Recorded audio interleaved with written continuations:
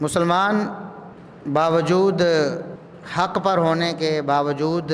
اللہ کے سچے دین پر قائم ہونے کے، باوجود محمد الرسول اللہ صلی اللہ علیہ وسلم کی رسالت کو تسلیم کرنے کے، باوجود اس کے کہ ان کے پاس کتاب و سنت کی صورت میں بہترین رہنمائی موجود ہے، آج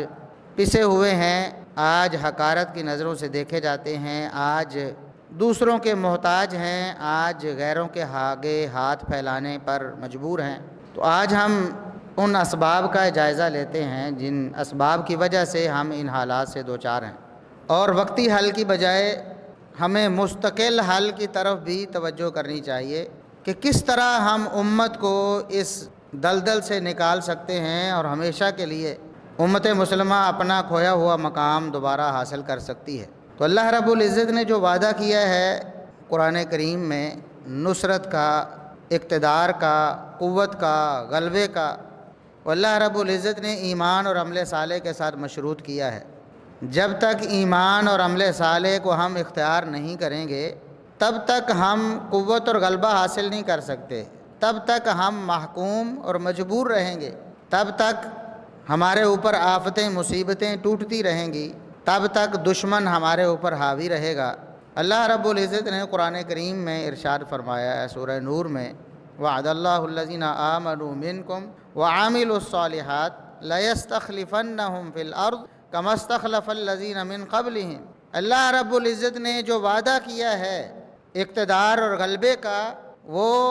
تم میں سے صرف ایمان والوں سے کیا ہے اور عمل صالح والوں سے کیا ہے۔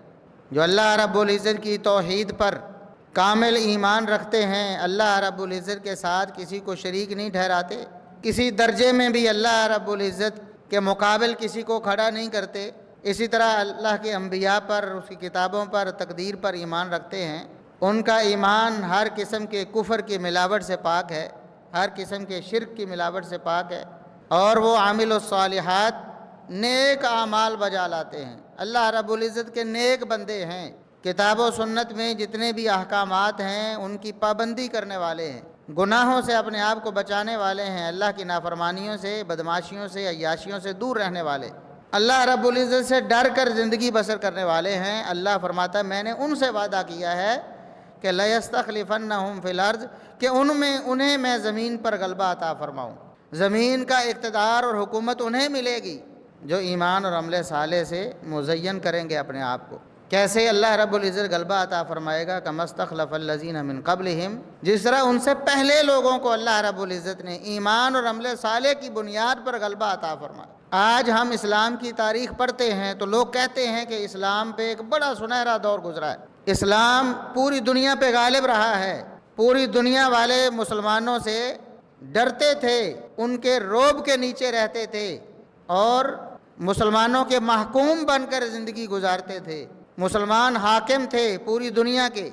یہ قصے آج ہم سنتے ہیں۔ اللہ رب العزت فرماتا ہے ان کو جب غلبہ ملا تھا ایمان اور عمل صالح کی بنیاد پر ملا تھا، اور آج اگر ایمان اور عمل صالح مل جائے،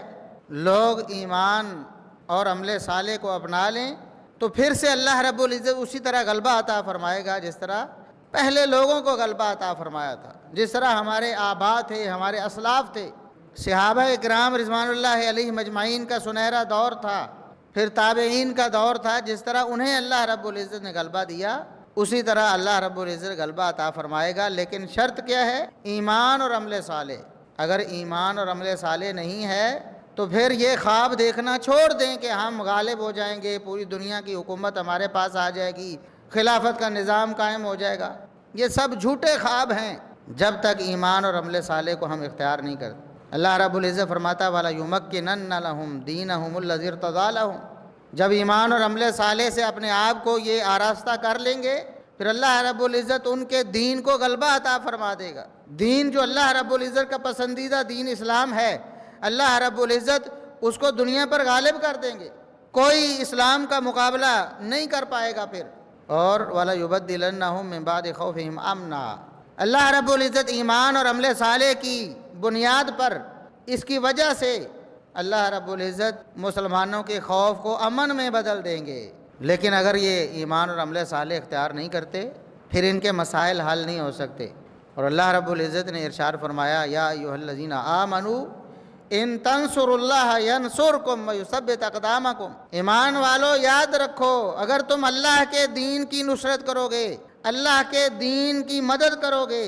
تب اللہ رب العزت تمہاری مدد کرے، تب تمہارے قدموں کو اللہ رب العزت مضبوط کرے گا۔ ثابت قدم تم تب ہوگے